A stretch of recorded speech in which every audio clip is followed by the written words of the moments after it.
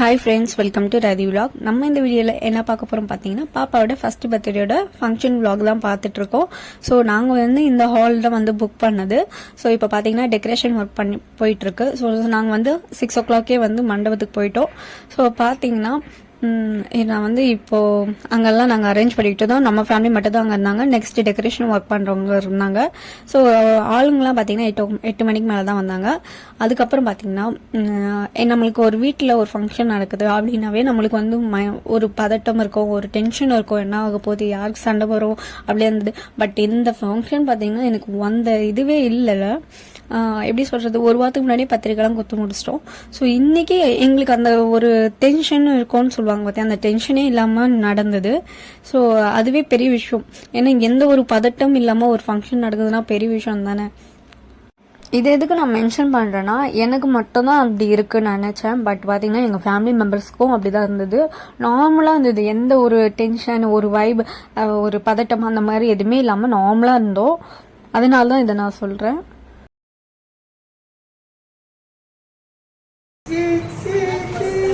Okay done. இப்படி வா, என்ன இப்படி இப்படி ஏகடா. ஏய், கொஞ்சம் தள்ளி நானா அவனை நின்னு போட்டுறேன். இது என்ன குஸ்தி? என்ன சொல்லுது? தரல, அவதான் வாங்கலாம். இல்ல அங்க பாரு.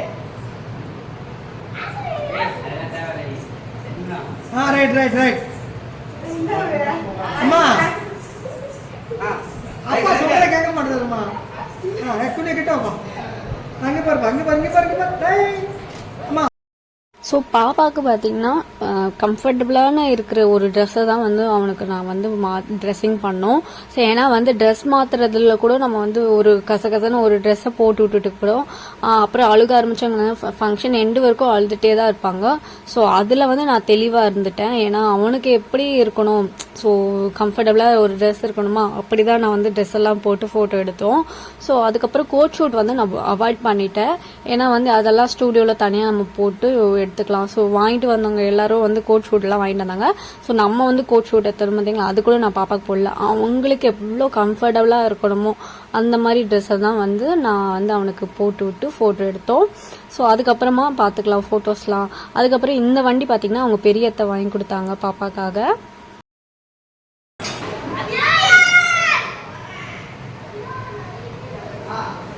பாப்பா வருவாங்கல்ல அப்படி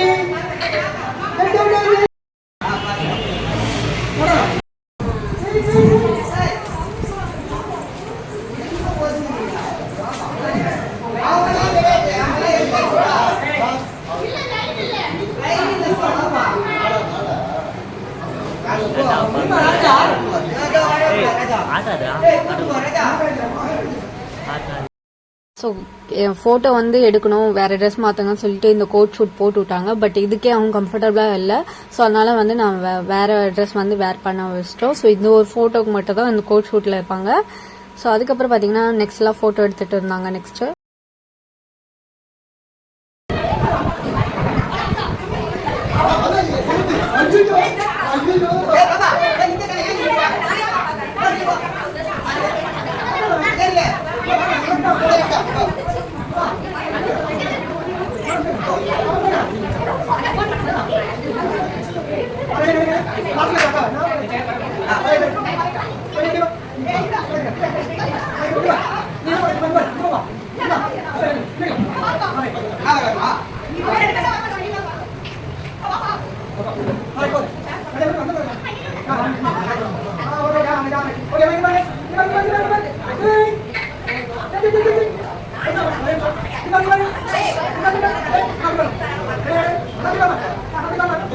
ஃபேமிலி சர்க்கிள் அப்புறம் ஃப்ரெண்ட்ஸ் சர்க்கிள்லாம் வந்துட்டாங்க. ஸோ அதுக்கப்புறம் கேக் கட் பண்ணிடலாம் சொல்லிட்டு கேக் வாங்கிட்டு வந்துட்டோம்.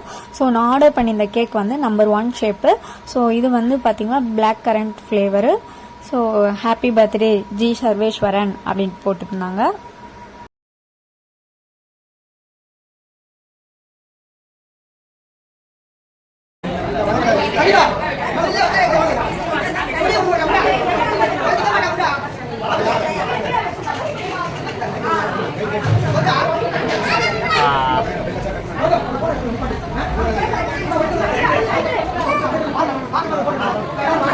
Gracias.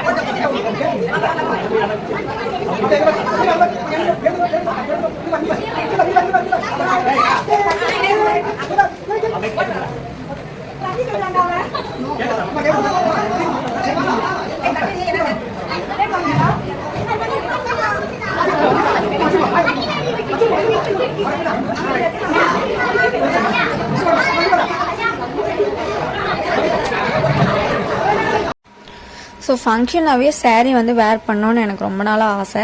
ஸோ வந்து பார்த்தீங்கன்னா ஒரு கோயிலுக்கு போகிறோம் இல்லை வேறு ஏதாவது ஃபங்க்ஷன் போகிறோம் அப்படின்னா saree வேர் பண்ணணும்னு நினைப்பேன். பட் வந்து ஹஸ்பண்ட் என்ன சொல்லுவாங்க, saree வேணாம், உனக்கு எப்படி கம்ஃபர்டபுளாக இருக்கோ அது வந்து நீ வேர் பண்ணிக்கோ அப்படின்னு சொல்லிகிட்டே இருப்பாங்க.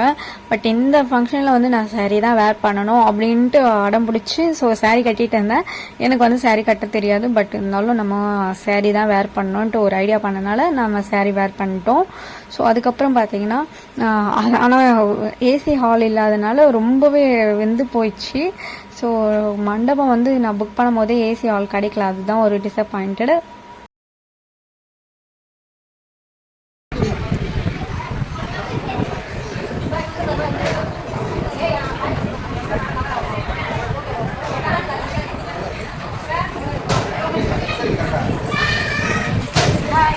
Go.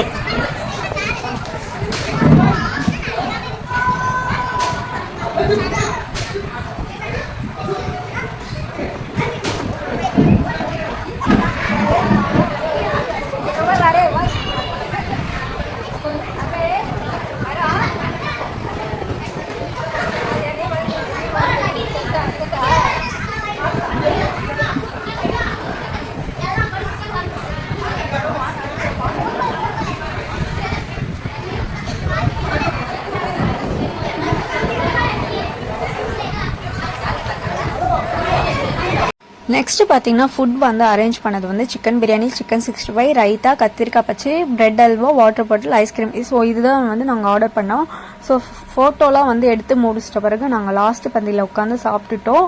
ஸோ வந்து ரொம்பவே நல்லா இருந்தது பிரியாணி.